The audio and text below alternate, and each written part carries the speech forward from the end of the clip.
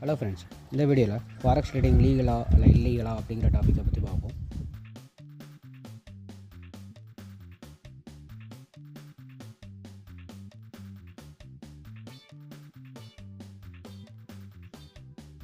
இந்த டாப்பிக்கில் forex trading வந்து இந்தியாவில் லீகலா இல்லை இல்லீகலா அப்படிங்கிற டாப்பிக்கை பற்றி கவர் பண்ணுவோம்.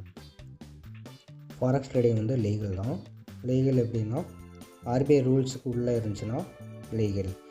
என்எஸ்சி, பிஎஸ்சி அந்த மாதிரி ட்ரேடிங் இதில் கரன்சி பேர் ட்ரேட் பண்ணும்போது ஃபாரெக்ஸ் வந்து லீகல் தான். இந்தியாவில் பொறுத்த வரைக்கும் ஃபாரெக்ஸ் ட்ரேடிங் வந்து லீகலாக இருக்குது.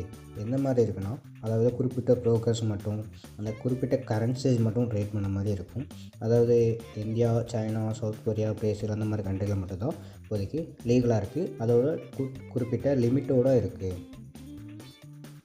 ஃபாரெக்ஸ் ட்ரேடிங்கை வந்து டோட்டலாக பேன் பண்ணி வச்சுருக்காங்க. உள்ள ஃபாரெக்ஸ் ட்ரேடிங்கே நடக்காது. Afghanistan, Iran, Iraq, north Korea அந்த மாதிரி நாட்டில் வந்து டோட்டலாகவே ஃபாரெக்ஸ் ட்ரேடிங் வந்து பேன் பண்ணி வச்சுருக்காங்க. ஃபாரெக்ஸ் ட்ரேடிங் வந்து இந்தியாவில் ஏன் லீகல் இல்லைன்னா, பிளாக்டு மணி வந்து அதில் ரொட்டேட்ஸ் ஆனதுனால ஹை வால்யூம் இருக்கும். ஃபாரெக்ஸ் ட்ரேடிங் வந்து மெயினாக இல்லாததுக்கான ஒரு 6 ரீசன் இருக்குது. என்னென்ன ரீசன் மட்டும் பார்ப்போம். ஃபஸ்ட்டு ரீசன் பார்த்திங்கன்னா, இந்திய ரூபாய் வந்து பண வீக்கம் இழக்கிறது. ஸோ ஃபாரெக்ஸ் ஃபண்டுனால நம்மளுடைய பணவீக்கம் வந்து இழக்கும். அதனால் ஆர்பிஐ வந்து இதை கவனிச்சிட்ருக்கு. ரெண்டாவது பார்த்திங்கன்னா கேபிட்டல் ஃப்ளோ, அதாவது ஹை வால்யூமில் வந்து அமௌண்ட் வந்து இந்தியாவோட கரன்சி வந்து வெளியே ட்ரேட் ஆகும். அதனால் பணவீக்கம் அதிகமாக ஏற்படுறதுனால நம்மளுக்கு ஃபாரெக்ஸ் ட்ரேடிங் வந்து நடக்கலாம். அவாய்டிங் ஃபாரெக்ஸ் ஸ்கேம்ஸ், அதாவது ஃபாரெக்ஸில் வந்து ஸ்கேம் பண்ணுவாங்க. அந்த குறிப்பிட்ட அமௌண்ட்டை கட்டி அதிக அமௌண்ட் எடுக்கலாம். அந்த மாதிரி ஸ்கேன் பண்ணதுனால நம்மளுக்கு கிடையாது. ஸோ இதை ஆர்பிஐயும் செபியும் வந்து கண்ட்ரோல் பண்ணிகிட்ருக்காங்க. அடுத்து ஹை ரிஸ்க் ஃபார் த ஃபிகனஸ், அதாவது ஹை வால்யூமில் வந்து லெவரேஜ் வச்சு ட்ரேட் பண்ணுவாங்க. ஸோ அதனால் அதிகமான அமௌண்ட்டை வந்து இழக்க நேரிடும். அதனால் ஃபாரெக்ஸ் ட்ரேடிங் வந்து இந்தியாவில் இருக்குல்ல. அனதர் ரீசன் என்னென்னா டேக்ஸ் அண்ட் கண்ட்ரோல் இஷ்யூஸ், அதாவது டேக்ஸு வந்து நம்ம அதிகப்படியான டேக்ஸ் கட்டணும். சில பேர் கட்டாமல் இருப்பாங்க. அதனால் ஃபாரெக்ஸ் வந்து இந்தியாவில் இல்லை.